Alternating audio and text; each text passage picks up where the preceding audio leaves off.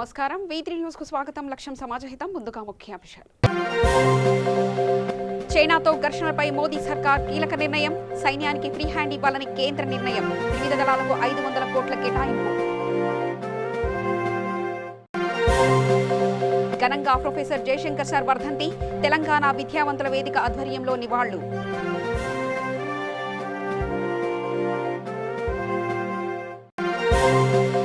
తెలంగాణలో విశ్వరూపం చూపుతున్న కరోనా. ఒక్కరోజే 730 కేసులు నమోదు. జీహెచ్ఎంసీలోనే 659 మందికి పాజిటివ్. ఇక వివరాల్లోకి వెళ్తే, గాల్వాన్ లోయలో చైనాతో ఘర్షణ నేపథ్యంలో మోదీ సర్కార్ కీలక నిర్ణయం తీసుకుంది. చైనా బలగాలతో ఎలా వ్యవహరించాలన్న అంశంపై సైన్యానికి ఫ్రీ హ్యాండ్ ఇవ్వాలని కేంద్రం నిర్ణయించింది. పరిస్థితులకు తగినట్లుగా నిర్ణయం తీసుకోవాలని సైన్యానికి కేంద్రం సూచించింది. అలాగే త్రివిధ దళాల కోసం అత్యవసర నిధి కింద 500 కోట్లు కేటాయించింది. విపత్కర పరిస్థితుల్లో తక్షణమే వినియోగించుకోవడానికి ఆ నిధులు వాడుకోవచ్చు. రక్షణ మంత్రి Rajnath Singh, chief of defence staff general Bipin Rawat త్రివిధ దళాల అధిపతులతో సమావేశమయ్యారు. వాస్తవాధీన రేఖ వెంబడి దళాల మోహరింపు, బోర్డర్లో తాజా పరిస్థితులపై చర్చించారు. సరిహద్దుల్లో చైనా మళ్లీ రెచ్చిపోతే ధీటుగా బదిలివ్వాలని త్రివిధ దళాలకు రాజ్నాథ్ సింగ్ స్పష్టం చేశారు. సైనిక బలగాలకు పూర్తి స్వేచ్ఛ ఇచ్చి చైనాకు తగిన బుద్ధి చెప్పాలని తేల్చి చెప్పారు.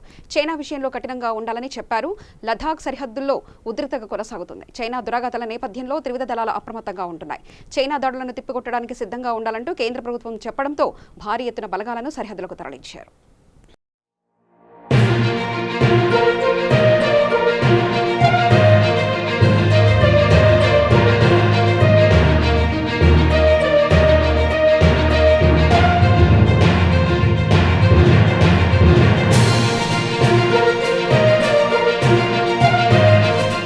ప్రొఫెసర్ జయశంకర్ సార్ వర్ధంతి సందర్భంగా తెలంగాణ విద్యావంతుల వేదిక ఆధ్వర్యంలో రాజ్యాంగం, వర్తమాన పరిస్థితులు, కేంద్ర రాష్ట్ర సంబంధాలు అనే అంశంపై 9వ స్మారకోపన్యాస కార్యక్రమం నిర్వహించారు.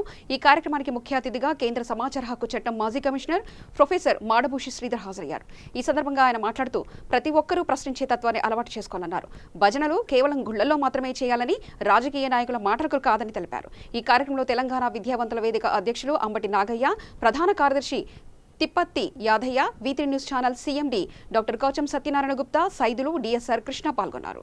ప్రొఫెసర్ జయశంకర్ గారి వర్ధంతి నాడు, శ్రీ గూడ అంజయ్య గారి వర్ధంతి నాడు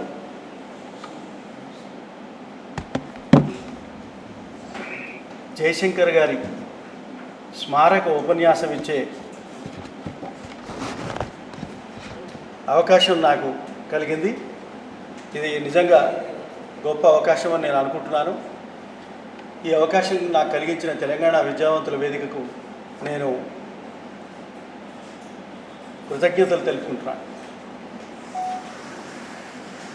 ఆచార్య కె జయశంకర్ 9వ స్మారక ఉపన్యాసం ఇచ్చే అవకాశం నాకు ఇచ్చిన తెలంగాణ విద్యా వేదికకు నేను కృతజ్ఞతలు తెలుపుకుంటూ, ఆయన వర్ధంతి నాడు ఆయనకు జోహార్లు అర్పిస్తూ, ఆయనతో పాటు ఇదే రోజు గూడ అంజన్న గారి వర్ధంతి కూడా, వారికి నా జోహార్లు అర్పిస్తూ, తెలంగాణ ఉద్యమంలో పాల్గొన్న అనేక మంది మహావీరులకి, చైతన్యశీలులకి, ప్రాణాలు అర్పించిన వారికి, ప్రాణాలకు తెగించి పోరాడిన వారికి, కలంతో పోరాడిన వారికి, గళంతో పోరాడిన వారికి అందరికీ కూడా నేను జోహార్లు అర్పిస్తూ, జయశంకర్ గారి గుర్తుగా ఈ ఉపన్యాసాన్ని మీ ముందు ఉంచడానికి ప్రయత్నం చేస్తున్నాను. జయశంకర్ గారికి నాకు ఉన్న అనుబంధం చాలా విచిత్రమైనది, గొప్పది. ఎట్లా అంటే, నేను BSc చదవడానికి CKM కాలేజీలో చేరినప్పుడు CKM కాలేజీ ప్రిన్సిపాల్గా జయశంకర్ గారు వచ్చారు. నేను చేరినప్పుడు జగన్నాథం, పేర్వారం జగన్నాథం అనే కవి ప్రిన్సిపాల్గా ఉండేవారు. ఆ తర్వాత అంజయ్య గారు ప్రిన్సిపాల్గా ఉండేవారు. ఆ తర్వాత కె జయశంకర్ గారు ప్రిన్సిపాల్గా వచ్చారు. ఎమర్జెన్సీ రోజులు 1975లో నేను BSc చదువుకున్నాను. అప్పుడు కాలేజీ మ్యాగజైన్కి చాలా గట్టి పోటీ ఉండేది. కాలేజీ మ్యాగజైన్ ఎడిటర్ పదవికి, ఆ ఎడిటర్ పదవికి ఒక పెద్ద ఎస్సే రైటింగ్ కాంపిటీషన్ పెట్టేవాళ్ళు. అందులో ఒక మిత్రుడు, లింగమూర్తి అనే మిత్రుడు ఉండేవాడు. ఆయన ఎప్పుడు ఆయనే గెలిచేవాడు. ఆ సంవత్సరం నేను చేరాను ఒకడు BSc ఫస్ట్ ఇయర్లో. నేను కూడా పార్టిసిపేట్ చేస్తే అందరు నన్ను అన్నారు, నీకెందుకురా ఇది, నీకు రాదు, ఇది లింగమూర్తి ఉన్నాడు వాడికే వస్తుంది, నువ్వు అనవసరంగా పెట్టుకుంటున్నావు, ఇదంతా వేస్ట్, నీ ప్రయత్నాలన్నీ వృధా అని చెప్పాను. ఏం నా కోసం రాసుకుంటున్నాను అన్నాను. రాశాను, నేనే గెలిచాను, ఎడిటర్లు అయ్యాను. ఫస్ట్ వచ్చింది అందులో. ఆ ఎడిటర్ అయిన తర్వాత అది ఎమర్జెన్సీ. వరవరరావు గారు మా గురువు గారు, ఇక మిత్రులంతా కాస్త చైతన్యం పాలు ఎక్కువ ఉన్నవాళ్ళు. అందులో కవితలు వ్యాసాలు కూడా అట్లాగే ఉన్నాయి ఆ మ్యాగజైన్లో. చైతన్య ఆ మ్యాగజైన్ పేరు. ఆ చైతన్య మ్యాగజైన్ నా సంపాదకీయం కూడా అట్లాగే ఉంది, ఘాటుగానే ఉంది. ఎమర్జెన్సీలో ఘాటైన విమర్శను తట్టుకునే ప్రభుత్వం లేదని మీకు తెలుసు. వాక్ స్వాతంత్రాన్ని మీద పరిమితులు ఎక్కువ. ఎమర్జెన్సీలో అసలు వ్యాసాలు రాయడమే జరగదు. మీకు ఏదైనా అనుభవం ఉంటే ఉంటుంది. ఇక్కడ చాలామందికి తెలుసు ఎమర్జెన్సీ గురించి. ఆ కాలంలో అటువంటి మ్యాగజైన్ ఎడిట్ చేయడము రావడం అనేది ఒక విచిత్రమైన వ్యవహారం. అయితే అది ఎవరో మాకు కలెక్టర్, మా సీకేఎం కళాశాల పాలక వర్గానికి అధ్యక్షుడు. కలెక్టర్ అధ్యక్షుడుగా ఉన్న సీకేఎం కళాశాలలో పత్రిక, ఒక మ్యాగజైను ఇంత విప్లవాత్మకంగా ఉంటే, ఎమర్జెన్సీలో ఇందిరాగాంధీని, కోకాకోలాను వాళ్ళ పరిశ్రమలను విమర్శిస్తూ ఉంటే మీరు పాటిస్తూ ఉంటే ఎట్లాగండి అనే ఒక తీవ్రమైన సంచలనం రేగింది. ఎడిటర్ అంటే నన్ను అరెస్ట్ చేసేదాకా పోయింది. అయితే నన్ను అరెస్ట్ చేసే ముందు చీఫ్ ఎడిటర్ని కూడా అరెస్ట్ చేయాలి. చీఫ్ ఎడిటర్ అంటే ఎవరు? ప్రిన్సిపాల్ గారు. ప్రిన్సిపాల్ ఎవరు? అప్పుడు అంజయ్ గారు, ఆ తర్వాత జయశంకర్ గారు. మరి జయశంకర్ గారికి అక్కడ చాలా మంచి పేరు, మంచి పలుకుబడి, ఒక ఉన్నతమైన వ్యక్తిగా అప్పటికే ఆయనకి చాలా మంచి పేరు ఉన్నది. అదిగాక ఆయన మా నాన్నగారికి చాలా ప్రాణమిత్రులు. ఎంఎస్ ఆచార్య మా నాన్నగారు జనధర్మ సంపాదకులు, చాలా మంచి మిత్రులు ఆయన. అయితే ఇప్పుడు మన ప్రొఫెసర్ శ్రీధరస్వామి గారు మాట్లాడారు ఇంతకుముందు. ప్రొఫెసర్ శ్రీధరస్వామి, జయశంకర్, ఆచార్య బి శ్రీధర్ వీళ్ళ వ్యాసాలు ఎన్నో జనధర్మలో వచ్చాయి. తెలంగాణ ఉద్యమం గురించి, తెలంగాణ వెనుకబడితనం గురించి, తెలంగాణ దోపిడీ గురించి, తెలంగాణను ఆంధ్ర ప్రాంత నాయకులు ఏ విధంగా దోచుకుంటున్నారనే విషయం గురించి జనధర్మలో వచ్చిన వ్యాసాలు బహుశా ఏ పత్రికలోనూ వచ్చి ఉండవు. మేమైతే సమస్యల సంచికని తీసా. నాకు ఒకరోజు గుర్తుంది, జలగం వెంకటరావు ముఖ్యమంత్రి. ఆ సంచిక పేరే సమస్యల ప్రత్యేక సంచిక. పేజీకి ఒక సమస్య, పేజీకి ఒక సమస్య గురించి చెప్పేవాళ్ళం. అయితే ఒక చాలా థ్రిల్లింగ్ ఎక్స్పీరియన్స్. జయశంకర్ గారు చాలా ఎక్కువ వ్యాసాలు రాశారు. జగదీశ్వరరావు గారని ఉన్నారు, రాష్ట్ర ఉపాధ్యాయ ఉద్యమ నాయకులు ఆయన. కొండబత్తిని జగదీశ్వరరావు గారు, కొండబత్తిని జగదీశ్వరరావు గారు, జయశంకర్, ఇంకా చాలామంది ఇటువంటి మిత్రులు మా పత్రికలో జనధర్మలో రాసేవారు. నాకు ఎందుకు బాగా పరిచయం అంటే జనధర్మతో, నేను జనధర్మలో కంపోజ్ చేసేవాడిని, ప్రింట్ చేసేవాడిని, ఎడిట్ చేసేవాడిని, రిపోర్ట్ చేసేవాడిని, సంపాదకీయం రాసేవాడిని, పేజ్ మేకప్ కూడా చేసేవాడిని. నాకు ప్రింటింగ్ ప్రెస్ పనులన్నీ వచ్చు. సరే, ఇప్పుడు ప్రింటింగ్ ప్రెస్సే లేదు, ఆ లెటర్ ప్రెస్సే లేదు, వచ్చేది. అప్పుడు నన్ను అరెస్ట్ చేసే పరిస్థితి వచ్చింది. వచ్చినప్పుడు జయశంకర్ గారు మరి ఏం చేశారో మాకు తెలియదు. మా ప్రిన్సిపల్ అయినా మేము కొంచెం భయపడేవాళ్ళం, విద్యార్థులం కదా, భయపడుతూ ఉండేవాళ్ళం. ఆయన ఏం మేనేజ్ చేశారో తెలియదు. కాకపోతే ఒకటి ఏం చేయాల్సి వచ్చిందంటే, మా పత్రికలు మేము ప్రచురించిన చైతన్య మ్యాగజైన్లు అన్నీ కలెక్ట్ చేసి పోలీస్ వాళ్ళకి వాపసు ఇవ్వాల్సి వచ్చింది. అప్పటికే చైతన్య మ్యాగజైన్ పబ్లిష్ అయింది, డిస్ట్రిబ్యూట్ అయింది పిల్లలందరికీ. ఒక్కొక్క పిల్లవాడిని అటెండెన్స్ షీట్ తీసుకొని దగ్గర పెట్టుకొని పిల్లవాడిని పిలిచి ఆ పత్రిక మ్యాగజైన్ వసూలు చేశారు. చాలా బాధ అయింది. ఒక కాపీ కూడా నాకు ఇప్పుడు లేదు. ఎవరైనా క్లాస్మేట్స్ దగ్గర ఉంటే నాకు పంపాలని కోరుకుంటున్నారు ఈ వేదిక ద్వారా. సరే, తీసుకొచ్చి దాని ఒక బాధాకరమైన విషయం ఏంటంటే, ఎమర్జెన్సీలో వాక్ స్వాతంత్రానికి కళ్యాలు, బంధాలు, ఆంక్షలు ఉన్నాయని చెప్పడానికి అవి తీసుకెళ్ళి ఒక చితిపేర్చి దాన్ని తగలబెట్టారండి.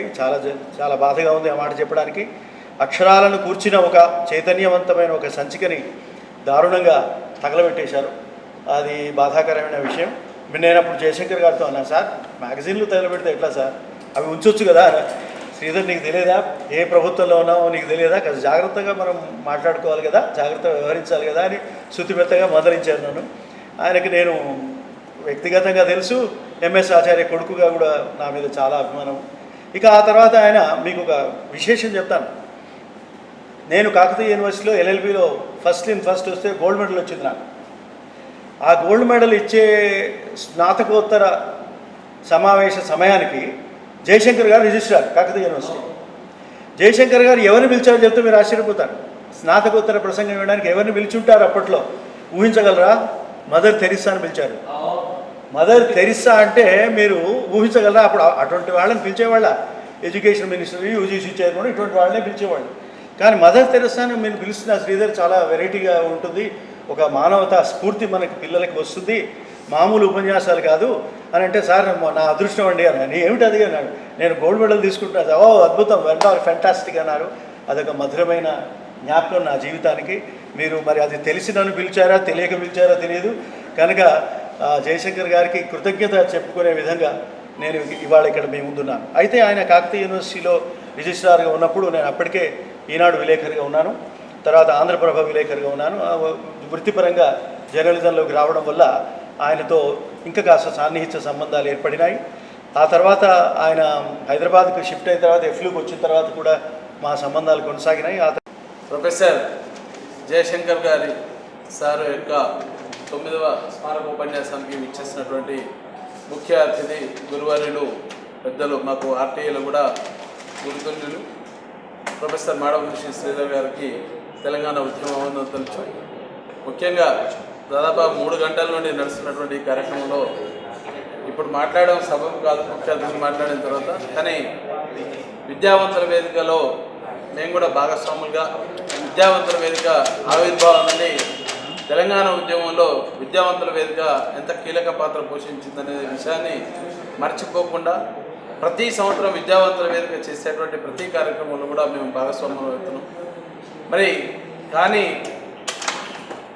మౌనం, మేధావుల యొక్క మౌనం ప్రజాస్వామ్యానికి కాదు, ప్రతిదానికి కూడా ముప్పే.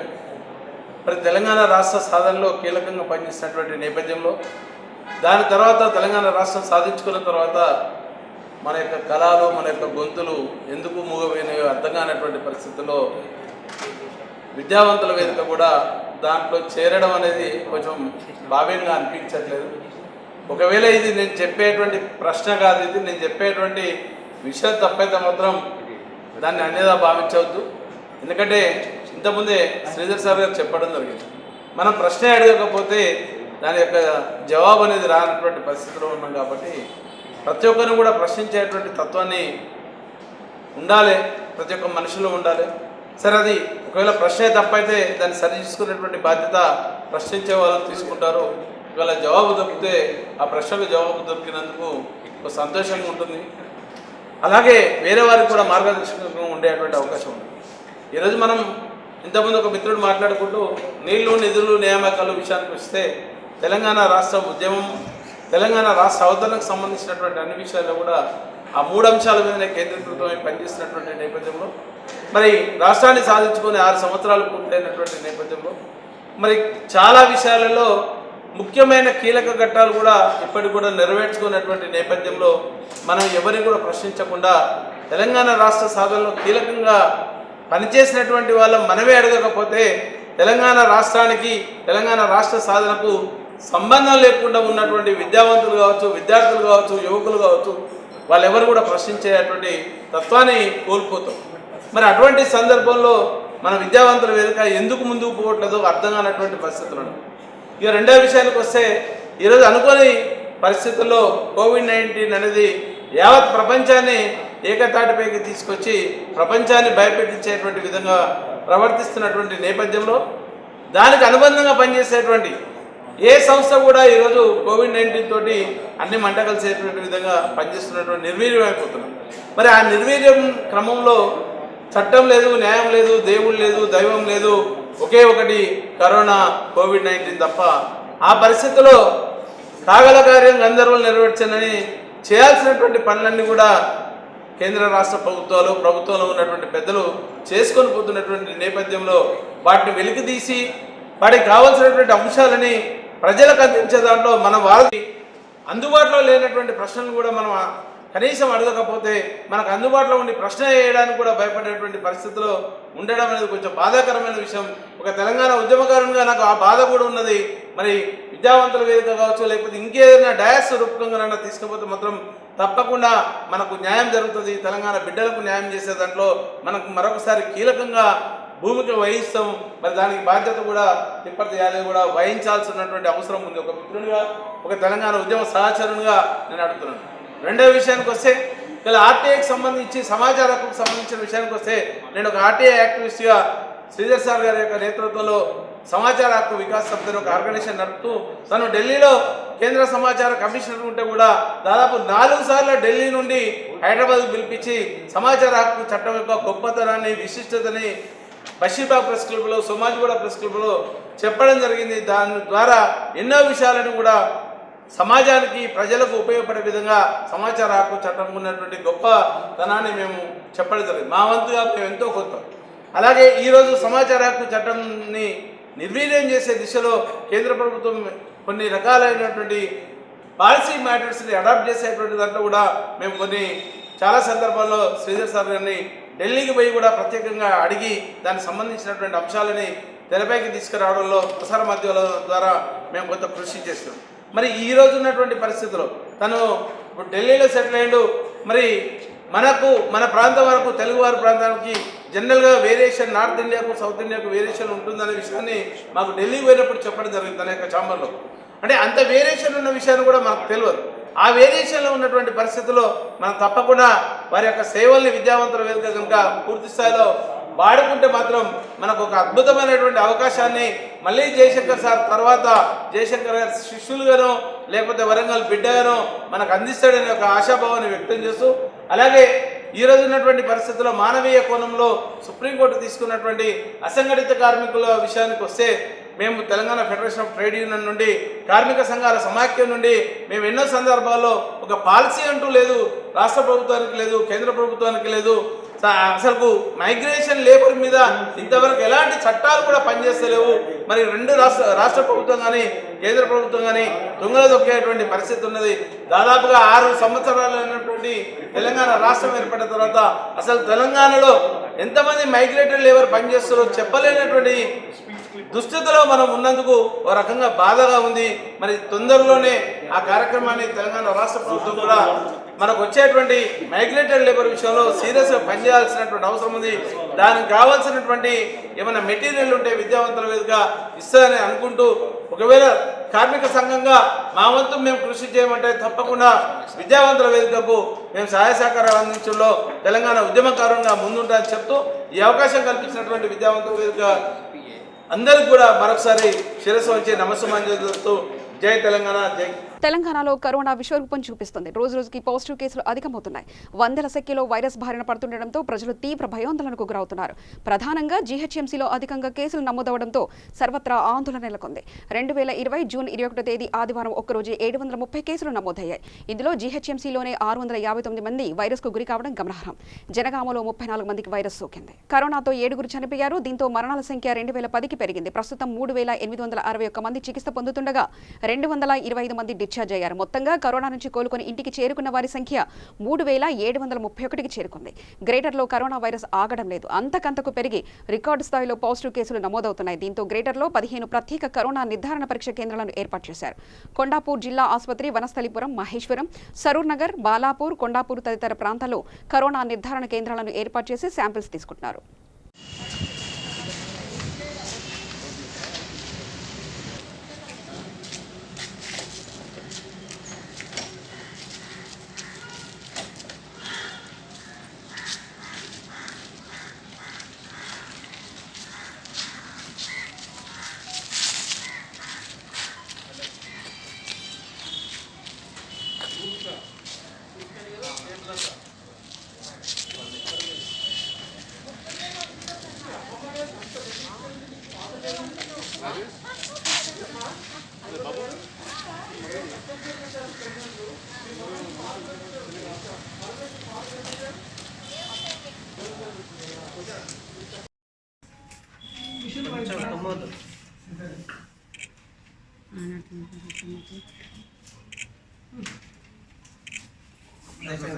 అయిపోయిందిలే.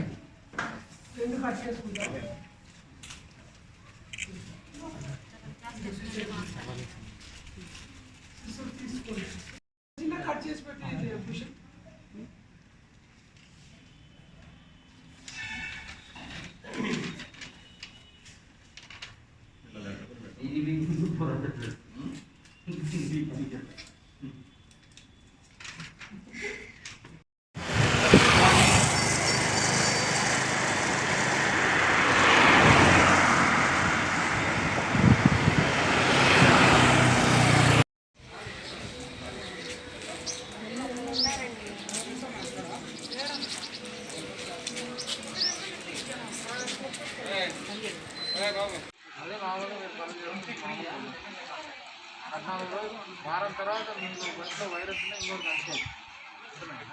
ఇప్పుడు ఎన్ని రోజులు అండి? 2 రోజులు కదా. ఇంకొక 9వ తేదీ లేదా 10వ తేదీకి ఆయన నార్మల్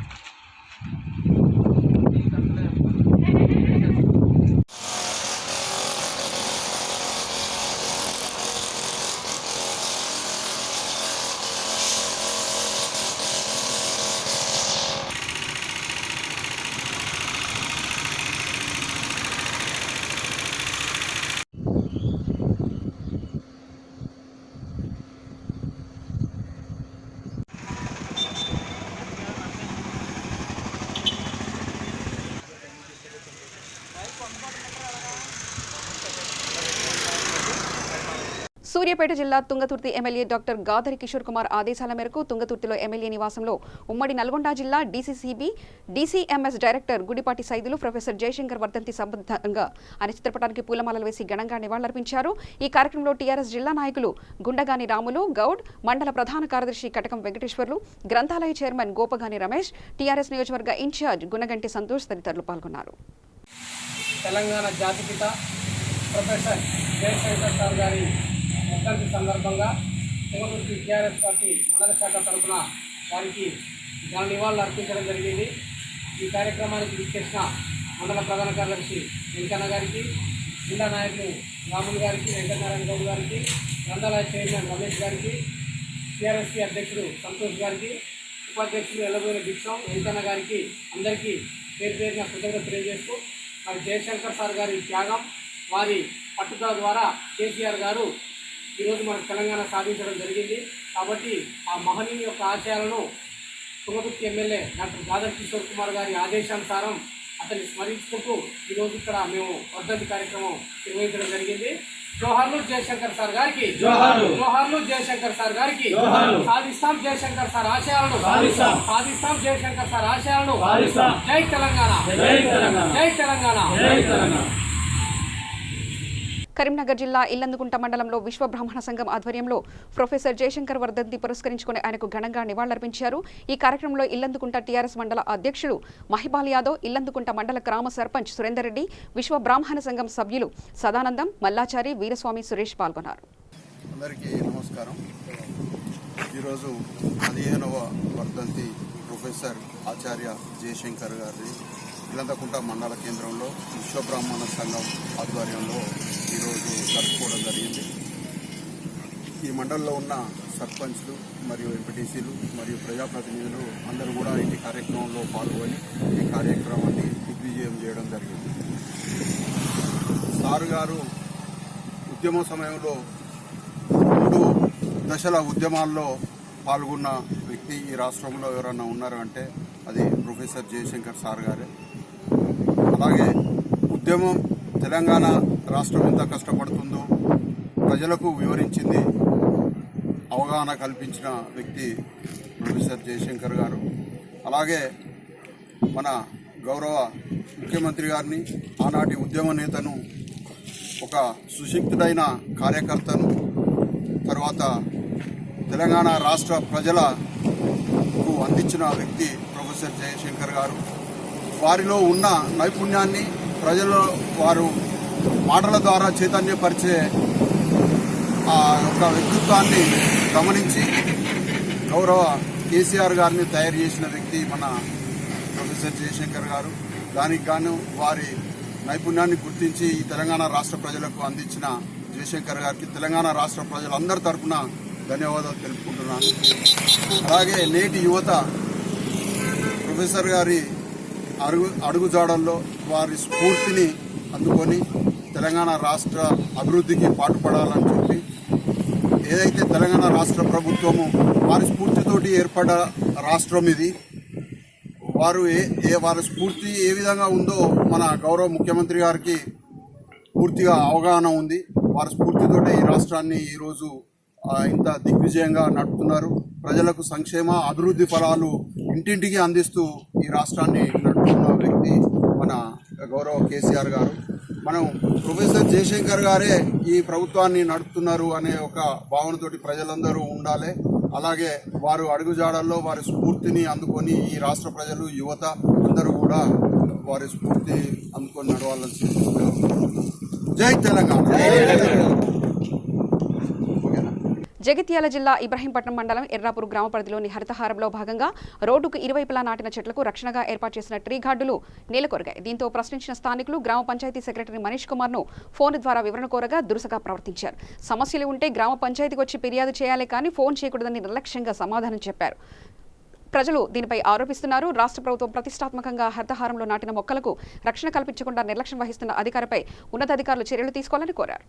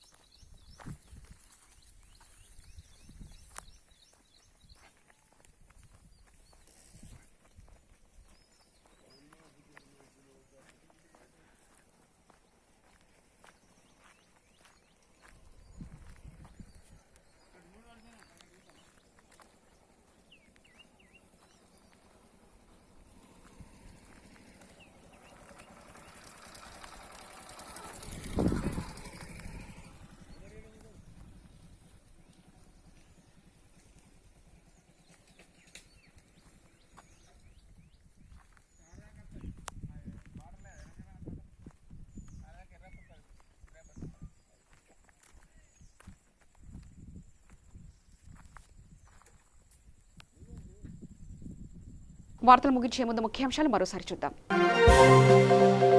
చైనాతో ఘర్షణలపై మోదీ సర్కార్ కీలక నిర్ణయం. సైన్యానికి ఫ్రీ హ్యాండ్ ఇవ్వాలని కేంద్ర నిర్ణయం. వివిధ దళాలకు 500 కోట్ల కేటాయింపు.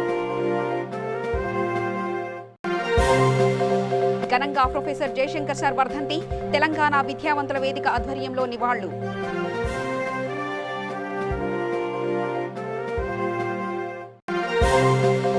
తెలంగాణలో విశ్వరూపం చూపుతున్న కరోనా. ఒక్కరోజే 730 కేసులు నమోదు. జీహెచ్ఎంసీలోనే 659 మందికి పాజిటివ్. సమగ్ర సమాచార శ్రవికై చూస్తూనే ఉండండి. V3 న్యూస్, లక్ష్యం సమాజహితం.